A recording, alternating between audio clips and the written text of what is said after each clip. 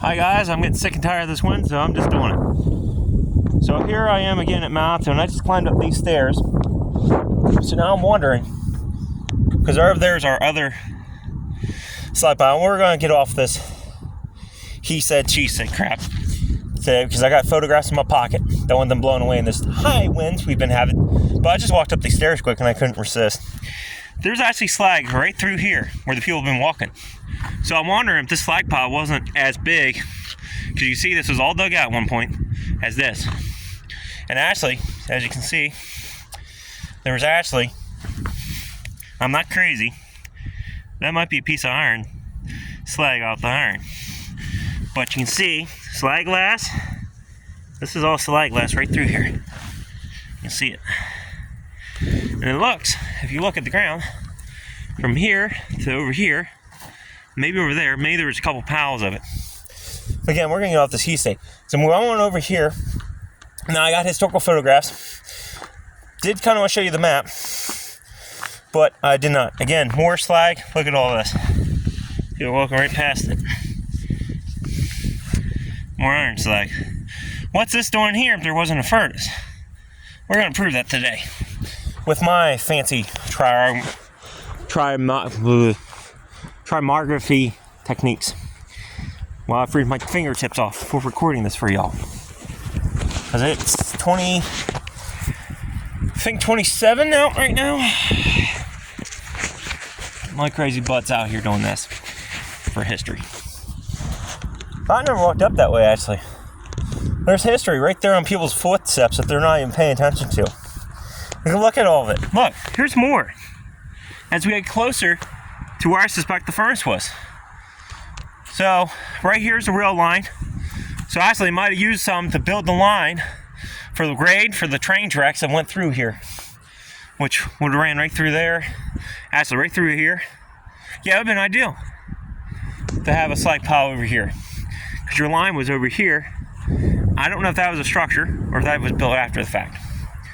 I have to keep one hand exposed because I ain't kidding you, I got pictures. I just gotta find this location the original photographs was taken at here while holding a phone.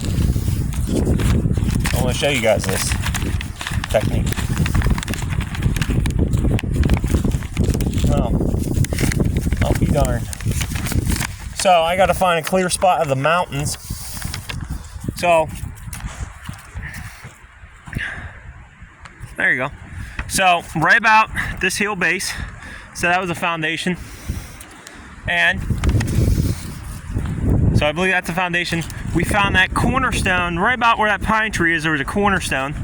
So all I need to do is find a picture of the mountains, at least close enough to where the original location of these pictures were taken, to potentially give a redneck saying, hey, this is the actual site where the furnace was at.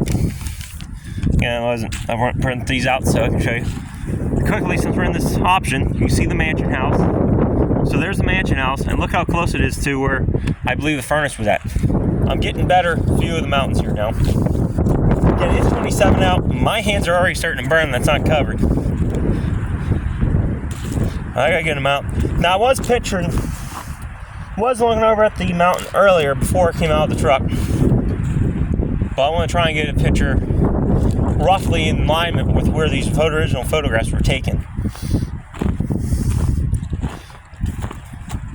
I hate to say it, I think this is going to be about it. But can you see through the phone? You got this peak here. Now, as I shuffle through my phone, give me a minute.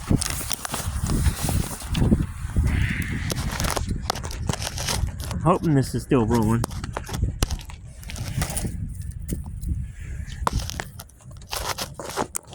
So I ruffle through the phone here. I'll pick you back up here. I'm gonna get these out of the folder. Probably should have done that a while back. Still rolling.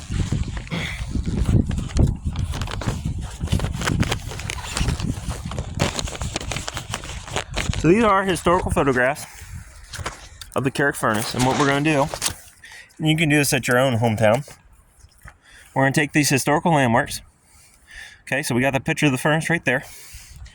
I'm not going to use that picture. Here's another historical picture showing the mountains in the background. And honestly, we are in that bowl actually. Can you see that in the photograph? I know it's freaking blowy, but you can see the mountain in the back. If you look from where I'm standing, which we ain't far off that line, I'll walk over there then. I just took pictures off my phone of the mountain in the backgrounds of these structures. This here is the main photograph I want to show you. So you got the big furnace on the left. To the right, I'm not sure what that is. And in the middle, there was a small little structure. Yeah, you can see it right there. You see the roof? And that's what we're going to line up here today. So we're going to take this mountain in the background. I know it's hard to see that damn tree in the way, but that does arch down like that. And look at that. I'm standing back in 1800s right now. Freezing my tips off. But right there, we got the site. 100%, I guarantee it. I guarantee it. It probably was actually taken back over here somewhere, and this land's gone now, so I can't even get into that angle. But that matches with the mountain. The triangulation is off by a little, but that matches the mountain. There you guys go. That's how you show if you're in the right spot by historical means without a metal detector. Use photographs that are historical to the site you're talking about. I've done it at Callan's Gap, so that's how I know the one picture that I have on my phone is from Callan's Gap. God, why do I live in Pennsylvania? I've only been out here 6 minutes, and my fingers are freezing and it's not covered. Why it's not covered? Because I have to work the cock and pick a phone. But yes, that's one spot.